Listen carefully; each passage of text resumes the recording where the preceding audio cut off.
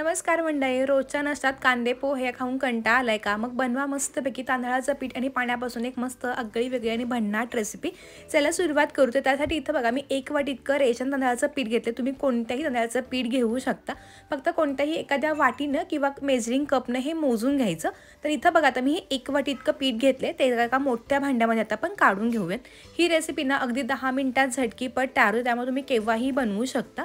ज्या वाटीनं पीठ घेतलं त्या वाटीनं सुरुवातीला 1 वाटी इतकं पाणी घालायचं आणि सगळं पीठ आणि पाणी हे चांगलं मिक्स करून घ्यायचं. आता आपल्याला पाण्याचा वापर थोडा जास्त होतो, पण सुरुवातीला 1 वाटी घातलं मी, कारण जास्ती पाणी एका वेळी घातलं तर गाठी किंवा गुठळ्या होतात, त्या होऊ नयेत म्हणून आपण 1 वाटी पाणी घालतोय.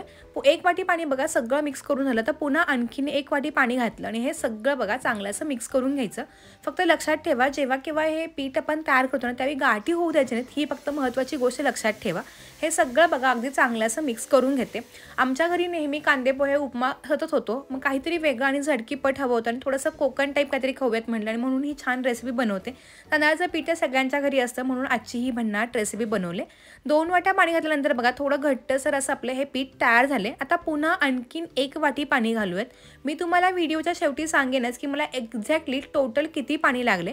आता प्रत्येकाच्या पिठावरती देखील किंवा वाटीच्या प्रमाणात पाण्याचं प्रमाण थोडं कमी किंवा जास्त होऊ शकतं, पण तरीही तुम्हाला मी अंदाजे प्रमाण सांगेनच.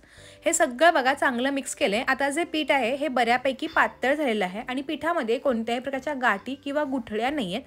हे एकसारखं पीठ तयार झालंय, पण मला आणखीन थोडं घट्ट वाटते म्हणून पुन्हा ह्याच्यामध्ये मी अर्धी वाटी पाणी घातले. तर टोटल इथं बघा 3.5 वाट्या इतकं मला पाणी लागलेलं आहे. आता कपानं घेत असाल तुम्ही थोडंसं कमी किंवा जास्त पण पाणी लागू शकेल. हे सगळं बघा चांगलं मिक्स केलं. पीठ जितकं पातळ तितक्या रेसिपीला छान जाळ्या पडतात. रेसिपी खाताना खूप मस्त लागते. पीठ जितकं जाडसर तितक्या जाळ्या कमी पडतात, तर ही गोष्ट नेहमी लक्षात ठेवा. चवीनुसार मीठ घालायचं, सगळं चांगलं मिक्स करून घ्यायचं. ह्यामध्ये सोडा किंवा इनोचा वापर होत नाही, त्यामुळे हेल्दी रेसिपी आहे. हे बघा पुन्हा सगळं चांगलं मिक्स करून ठेवलं. आता हे जे पीठ आहे हे चांगलं भिजावं किंवा रेस्ट व्हावं म्हणून ह्याच्यावरती आपण झाकण ठेवून एक 10 ते 15 मिनटं साईडला ठेवायचं आणि तोपर्यंत ह्यासोबत खायला चटणी करूयात, म्हणजे पीठ पण अगदी पटकन रेस्ट होईल.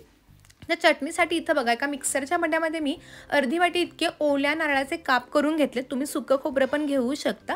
आता बघा थोडं दाटसरपणा यावा म्हणून 2 मोठे चमचे मी फुटाण्याची डाळ, ह्याला बरेच जण डाळवं म्हणतात, अर्धा इंच आलं वापरले, थोडी चिंच वापरले. चिंचेमुळे चटणीला थोडासा रंग वेगळा येतो. नको असेल तर तुम्ही स्किप पण करू शकता. 2 हिरव्या मिरच्या घातल्या, थोडीशी कोथिंबीर घातली, चवीनुसार मीठ, थोडीशी साखर घालायची आणि पाणी घालून ही चटणी बारीक वाटून घ्यायची. तुम्हाला चटणी हिरवीगार करायची असेल तुम्ही ते चिंच जे ते स्किप करून त्याऐवजी लिंबू किंवा दही पण वापरू शकता. ही चटणी बघा पूर्णपणे अगदी छान अशी वाटून घेतली. फक्त काय होतं, चिंच लिंबू यामुळे ना आंबटपणा येतो आणि त्यामुळे चटणी मस्त लागते. अगदी छान अशी बारीक बघा एकसारखी आपली चटणी तयार झाली. तुम्ही ही चटणी कोणत्याही उत्तापा, डोसा, इडली अगदी कशासोबतही सर्व करू शकता. आता ह्या चटणीला आपण फोडणी देऊया. त्यासाठी एका फोडणी पात्रामध्ये बघा मी 1 ते 2 चमचे आपण तेल गरम करून घ्यायचं. तेल कडकडीत तापले की 1 मोठा चमचा जिरे घालायचे. जिरे चांगले फुलले गेले पाहिजेत. त्यामध्ये कढीपत्त्याची 3 ते 4 पानं घालायची. मस्तपैकी ही गरमागरम आणि खमंग फोडणी तयार करून घेतलेल्या चटणीवरती घालायची, म्हणजे चटणीला आणखीनच खमंग लागते. तर आपली मस्तपैकी साधी सोपी झटकीपट बनणारी ओल्या नारळाची चटणी तयार झाली. चिंचेमुळे फक्त त्याला थोडासा रंग वेगळा येतो, मात्र चवीला ना भन्नाट लागते. चटणी तयार झाली तोपर्यंत 10 ते 15 मिनिटं झाली होती आणि आपण जे पीठ रेस्ट केलं होतं ते पण बघा छान असं रेस्ट झालेलं आहे. झाकण काढून घेऊयात. तुम्हाला दिसत असेलच वरच्या बाजूला पूर्ण पाणी आले आणि पीठ जे आहे ते पूर्ण खाली गेलेलं आहे. जेव्हा जास्त पाण्याच्या रेसिपी करतो तेव्हा नेहमी असं होतं, पीठ जे असतं थोडंसं वजनानं जड असल्यामुळे पीठ खाली येतं आणि पाणी वरती येतं. त्यावेळी मी लक्षात ठेवा, पीठ ना अगदी तळातून हे सगळं मिक्स करून घ्यायचं, म्हणजे पाणी वरती येत नाही आणि रेसिपी अजिबात चुकत नाही. आता हे पुन्हा सगळं बघा चांगलं असं मिक्स करून घेतलं. जेव्हा जेव्हा ही रेसिपी करू तेव्हा हे पीठ आपल्याला तळातून हलवून घ्यायचं आहे. ही मात्र गोष्ट तुम्ही नेहमी लक्षात ठेवा. आता पीठ बघा माझं अगदी छान असं एकसारखं तयार झालं. जर तुम्हाला ह्या स्टेजला वाटले की थोडंसं पीठ आणखीन मला घट्ट वाटतं तर तुम्ही पुन्हा याच्यामध्ये अर्धी वाटी इतकं पाणी घालू शकता. आता पीठ सगळं माझं तयार झालेलं आहे. आता आपण लगेचच रेसिपी बनवू. त्यासाठी इथं बघा गॅसवरती एक नॉनस्टिकचा तवा ठेवला.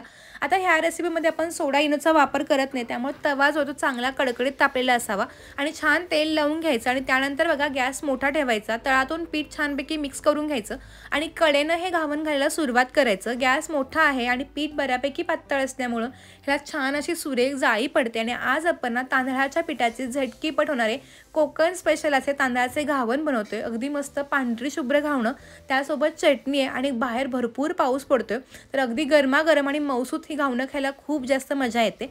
घावणं घातली की गॅस मध्यम करायचा, छानपैकी सगळीकडे होऊ द्यायचं। आता बघा वरची बाजू छान कोरडी झाली, तुम्ही हवं तर वरून थोडंसं तेल सोडू शकता। बघा मस्त जाळी पडली, मी बाजू पलटी करून पण दाखवते आणि रंगही अगदी पांढरा शुभ्र आलेला आहे। तर आपलं मस्तपैकी जाळीदार असं हे तांदळाच्या पिठाचं घावण तयार झालेलं आहे। आता घावण काढते मी काय करायचं तेही सांगते। घावण काढताना एका जाळीवरती काढून घ्यायचं, म्हणजे जी काही घावणावरची वाफ असते ते पूर्ण निघून जाते आणि त्यामुळे घावण जे आहे ते अगदी मऊ किंवा एकमेकाला चिकटत नाही, त्यामुळे खाताना ना अगदी छान लागतं। तर पुन्हा आणखीन एक घावण बनवून घेऊ। आता गॅस मोठा ठेवायचा, पुन्हा जास्त तेल लावायची गरज नाहीये, फक्त थोडंसं हलकं तेल लावून घ्यायचं। पीठ सगळं पुन्हा तळातून मिक्स करून घ्यायचं आणि छानपैकी कडेनं घावण घालायचं।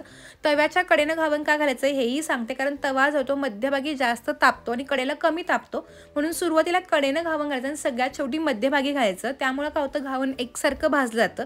तर ह्या सगळ्या टिप्स मला माझ्या आत्याने सांगितल्यात आणि त्या पद्धतीने मी नेहमी घावण करते। तुम्हाला माझ्या आत्याच्या रेसिपी खूप आवडतात, तुम्हाला त्या खूप छान वाटतात, तर आणखी माझ्या आत्याच्या अशा वेगवेगळ्या रेसिपी मी घेऊन येणार आहे।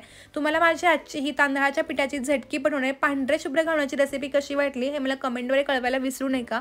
आणि जर ही रेसिपी तुमच्या घरी करून पाहिली तर कशी झाली हे मात्र कमेंट करून सांगायला विसरू नका। तोपर्यंत मस्त राहा, खात राहा। धन्यवाद, बाय बाय।